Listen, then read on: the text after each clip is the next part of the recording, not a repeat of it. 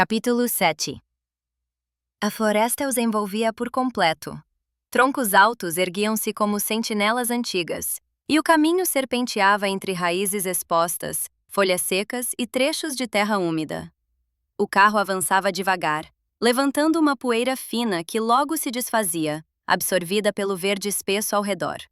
O vento atravessava as copas, produzindo um murmúrio contínuo, quase um sussurro coletivo.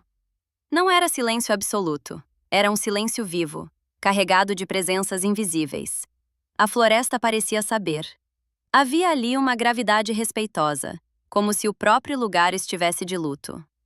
William sentia que cada metro percorrido o afastava de algo que jamais poderia ser recuperado.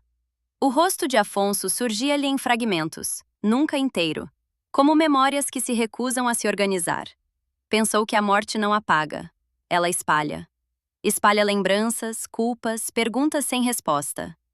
Amália mantinha o olhar fixo adiante. A estrada exigia atenção constante, e ela se agarrava a essa exigência para não ceder.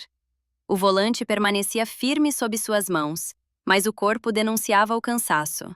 Os ombros tensos, a respiração contida, como se o ar precisasse ser administrado com cautela. A luz que atravessava a floresta chegava quebrada, filtrada pelas folhas, criando manchas móveis sobre o painel e sobre os rostos. Nada era pleno ali, nem a claridade, nem a dor. Tudo vinha em partes, como se até a natureza respeitasse o estado frágil que os habitava. Nenhuma palavra foi dita. Havia uma compreensão silenciosa entre mãe e filho. Falar seria deslocar a dor para fora, e ainda não estavam prontos para isso. O luto, naquele instante, precisava permanecer onde estava, denso, inteiro, incontestável. O carro seguiu pela estrada de chão como quem atravessa um território sagrado. A floresta se fechava atrás deles, apagando os rastros. E, embora seguissem adiante, ambos sabiam. Algo ficara para sempre naquele caminho. Não o corpo de Afonso, mas a versão de si mesmos que existia antes da perda. Quando o portão da mansão se abriu, o ranger baixo do ferro pareceu anunciar o que já era irreversível. A construção surgiu entre as árvores com sua imponência silenciosa, grande demais para conter a ausência que agora a habitava. Amália reduziu a velocidade. William abriu a porta antes mesmo de o carro parar por completo. Desceu, fechou-a com cuidado excessivo e permaneceu imóvel por um instante, como se reunir forças fosse necessário até para atravessar o pátio. Amália seguiu adiante com o carro, procurando um lugar para estacionar, adiando o inevitável. William entrou sozinho. O interior da mansão estava mergulhado em um silêncio espesso, quebrado apenas por um choro baixo e irregular.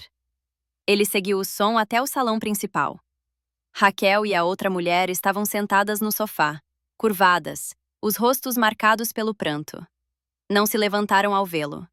Apenas ergueram os olhos inchados, como quem já não esperava notícias diferentes. Então, vocês já sabem? Perguntou William, em voz baixa, quase sem fôlego. Sim, responderam as duas. A palavra veio curta, definitiva. Como ficaram sabendo? Raquel respirou fundo antes de responder. Mamãe ligou para o celular do meu pai, disse, com a voz embargada. Seu pai atendeu. Nada mais precisou ser dito. A notícia chegara sem preparo, sem cuidado, atravessando a linha como uma lâmina. William sentou-se lentamente, sentindo o corpo finalmente ceder.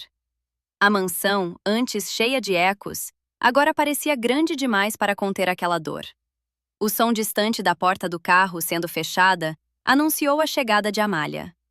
Ela entrou no salão com passos lentos e, por um instante, permaneceu observando os três no sofá, unidos não pela proximidade, mas pela ausência. Aproximou-se e envolveu as duas em um abraço firme e cuidadoso. Sua voz, quando veio, era baixa, aveludada. Sinto muito, minhas queridas. Meus pêsames. Fez uma breve pausa, como quem mede o peso das palavras antes de soltá-las. César pediu que eu avisasse vocês para não se preocuparem com o funeral. Ele está cuidando de tudo.